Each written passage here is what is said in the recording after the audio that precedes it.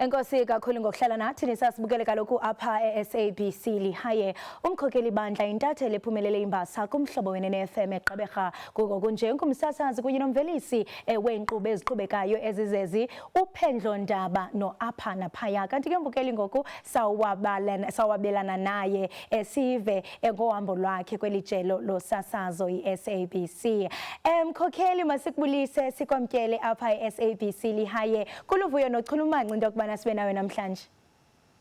Nkosi kakhulu sesikholosa mandibulise kuwe ndibulise nakumbukeli weendaba ze-SABC. Nkosi kakhulu ngethuba. Tyhini yazi ningabasasazi ndiyacinga into yokubana funeke nithi gqolo nenze udliwanondlebe kumabonakude kuba kumaxesha amaninzi nisawulise ereyidweni ngoku umntu ngelinye ixesha umjonge uqonda uba hayibo nguye nalo okanye ulindele umntu othile ngenxa yelizwi lakhe. Bathi abanye into yoba xa bedibana nathi akakwazi ukudibanisa ilizwi nobuso. Well ke injalo ke into yeradio. Namhlanje ke bayambona umkhokheli bandla lokuba mmamela rhoqo ngecawa ukusuka ngentsimbi yesithandathu ukuya kweyesixhenxe kwelitye njani. Tyhini nam lo bendilindele ixhego nokelidala ngoku xa ndithi hayibo noko mosi usemtsha lo mntu lo. Mkhokheli ndiyafuna into yokubana nje usithathe ngemvelaphi yakho yobuntatheli kunye nokuba ufikelele njani kule ndawo okuyo uzibandakanye nomhlobo wenene. Right, umkhokheli bandla lityenjana lakuqoboqobo.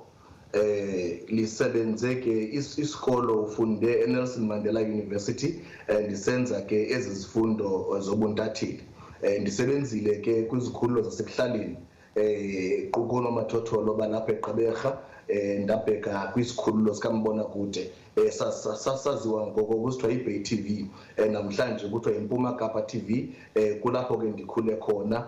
And then kwathi ngonyaka ka-2014 ndana 23 ke ngoko ndangena ndanenyhweba yokuba ndibe lapha kweli ziko losasazo loluntu le-SABC. Ndingena khona ke ndiphantsi koqeqesho ndaneminyaka ngoko 23 ndingena ke phantsi koqeqesho and then ndifika ndingumvelisi weenkqubo ndaba zomhlobo wenene FM.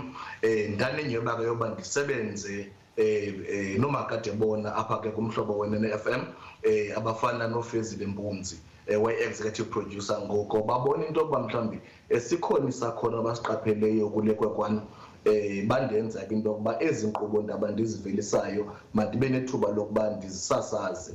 Ndiqale ke usasaza inkqubo ndaba zomhlobo wenene FM ndiqala ngenkqubo ndaba ekuthiwa ngulaphumi quiz. Ndikho-presenta nobabalwa lo ndasuka apho ndakwabona into yoba mandinikwe inkqubo ndaba le ndiyenzayo ngoku ngecawa uPhendlo Ndaba. Yile ke ndiye ndakwabonakala into yokuba isakhono siye saphuhla de ndabe kanti ndiyawongwa ngembasa kwinkqubo ndaba zoMzantsi Afrika. So it's been a great honor and opportunity ukusebenzela i-public broadcaster umntu ukhulile kuyo inkhulisile i-SABC ngamandla. Sithi wonke ke nakwimbasa ezithe zabe kanti uyaziwongwa koluhambo lwakho. Ndiyafuna uqonda ke ngokumkhokheli into yokubana njengomsasazi kunye nomdidiyeli weenkqubo kumhlobo wenene FM ucinga uba mhlawumbe yintoni ethi yahlule ezinkqubo zakho kwezinye xa sizawujonga umxholo ogxila kuwe i-content kunye nokubandakanya abaphulaphuli kuba eyona nto ingundoqo xa uzawuba khona kwisikhululo kukuba nomntu omamele okanye ubukele ekhaya funeke nayazive into yokubana uyinxalenye yenkqubo. Into ebalulekileyo ekufuneka endicinga uba wonke umntu osebenza kwesi space sisebenza kuso kukumoyika nokumhlonipha umphulaphuli nombukeli ke kule platform. Loo nto leyo iza kwenza into yokuba icraft okanye nantoni na oyisa kumphulaphuli ibe kanti yinto ekudide eliphezulu ukuba kaloku uqale ngokumoyika nokumhlonipha. Kaloku eli ziko losasazo loluntu linomahluko kumanye amaziko olosasazo because ukusebenzela i-SABC akufani nokusebenzela nayo nayiphina i-media house because le nto siyiphetheyo yinto yabantu. Liziko losasazo loluntu olu ndiye ndiyisebenzise okanye ndiyithelekise i-service esiyenzayo i-SABC nobujoni. Amajoni ngabantu abasebenzela isizwe but umahluko kukuthi kukuba esi sixhobo sisiphetheyo thina kuxhobisa abemi boMzantsi Afrika ngolwazi. Now if you have that in mind, icraft oyisa kumphulaphuli iza kusoko iphucukile, iza kusoko ingxotshile, kuba kaloku uyayazi into yokuba lo msebenzi unikiweyo, esi sixhobo usibolekiweyo yi-SABC sisixhobo sokuba usebenzela uluntu loMzantsi Afrika. Ngoko ke loo nto iza kuxelela into yokuba moyike, mhloniphe. Izinto ke endiye ndigxile kuzo ngamandla apha ekuxhobiseni uluntu loMzantsi Afrika ngolwazi yipolitiki. Kuba kaloku xa sithetha ngepolitiki i-SABC iye ibaluleke ngamandla, kuba kaloku ingumqolo nomhlana wokuqinisa inkqubo yedemokhrasi. Ngoko ke into esiyiphetheyo singu-SABC News kukuqinisekisa into yokuba njengoba nje kuqina inkqubo yedemokhrasi, ne-content okanye imixholo esiyinika abaphulaphuli nababukeli beendaba ze-SABC mayihambelane nokuqinisa umqolo wedemokhrasi welizwe loMzantsi Afrika. Uqinisa umqolo wedemokhrasi kule ntetha yakho wena mkhokheli besinalo udliwano-ndlebe neqala umakhekhwetha kwezosasazo oyi-International Political Editor uMama Sophie Mokoena. Phakathi kwezinto athe wabe kanti uyazibandakanya kolu dliwano-ndlebe kukuba ukusebenza kwakho njengomsebenzi e-SABC makube liwonga. Hayi wena mhlambe njengomsebenzi uzawuthi hayi mna ndiliwonga, makube liwonga. So amazwi wakho angqina kanye lonto. Ndiyafuna ukuqonda ke ngoku into yokubana mhlawumbe kumabali wakho othe wayatshayelela, ingakumbi ke xa sizawugxila kwezopolitiko, ingaba mhlawumbe likhona ibali elithile olukhumbulayo owathi hey elibali laba nolubuzazo okanye landiphakamisa njengantatheli, ndaziva into yokubana ngenene nangenyaniso i-SABC umhlobo wenene unegalelo elikhulu kuluntu? You know, ibali endakhe aliqela ke amabali endikhe ndawenza ndawalandela. Amanye ke ngamanye amaxesha le nto yokulandela ipolitiki aye ngamanye amaxesha abe nezinto ezikufaka engxakini. Ndikhumbula ndandinodliwano-ndlebe no-former chief whip onguminister ngoku ojongene namanzi nogutyulo uPhemi Majodina. Ngela xesha ke wayengu-chief whip epalamente we-ANC. So into esasixoxa ngayo sasixoxa ngalo mba ka-step aside uthethisayo kwi-ANC.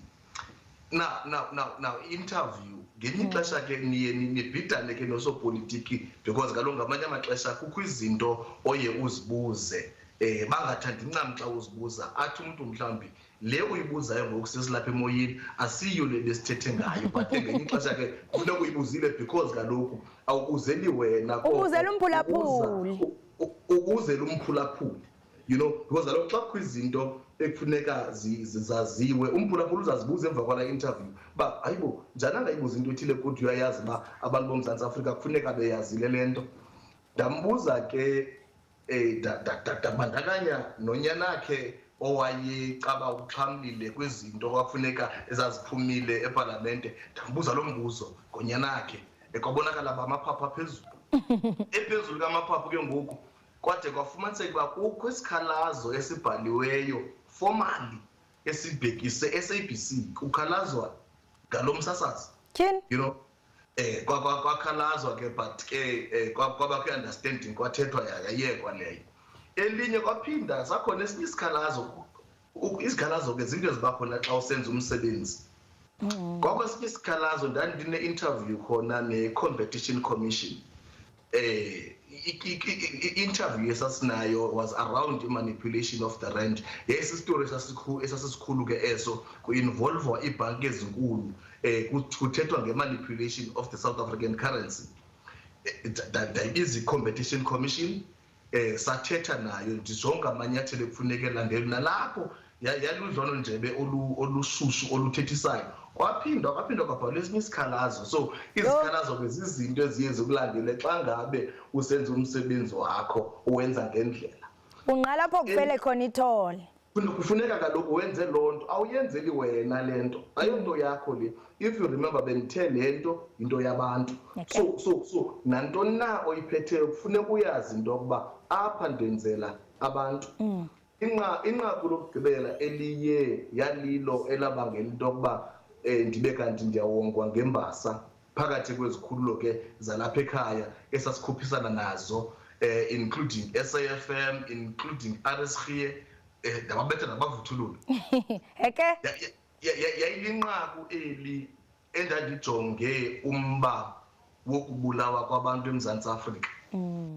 Bebulawa befakwa kwi-insurance policies. Laa nto ububhalisa ungaziwa kanti njengoba ubhalisa ufakwa phaa ubhalisele ubuzawubulawa. Umuntu endandithethe naye nguKheshi Mabunda. uKheshi Mabunda ngulo wayephanda istori sikaNomia Ndlovu, uyasikhumbula. Wayephanda esa story uNomia Ndlovu ngulo wayebulala abantu ke bafaka kwezi insurances.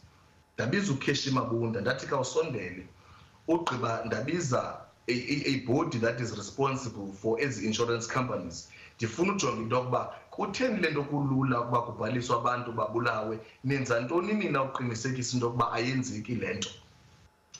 Sancokola ngalo mba lowo ke sajonga nezisombululo zokuba kunqandwa njani lo mba wokubulawa kwabantu kwilizwe loMzantsi Afrika bebhaliswa kwezi insurance companies, because kuyabonakala into yokuba kukhona ubulusi nokuba kuvele kube lula ndifake umuntu engazazi uba lo muntu ndimfake ngenjongo yokuba ndimbulale. So elo nqaku elo ke laza nee-possible solutions ekuzameni ukuqubisana nale ngxaki. Lilo ke lo nqaku elathi labangela into yokuba mandiwongwe ngembasa okanye ke uwongwe le nkqubo ndiyenzayo ngembasa. Oh, hayi nene, inyawo zinodaka uhambile. Andanoba ndivumelekile into yokubana ndithi hayi ngumakhwekhwetha, kodwa ke siyabulela kakhulu ngokwabelana nathi nohambo lwakho ngenene nangenyaniso.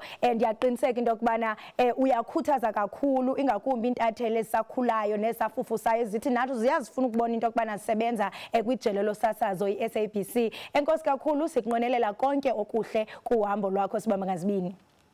Cabanga mama mandibulele kuwe, ndibulele nakweli ziko losasazo loluntu iSABC. Inkosi kakhulu, siyabulela. Enkosi kakhulu. Mphantse nathi noba uneqheko elalili journalist. Right mbukeli ke lo besithetha naye nguye kaloku umkhokheli bandla osuka phake mbukeli kwiziko lomhlobo weNene FM.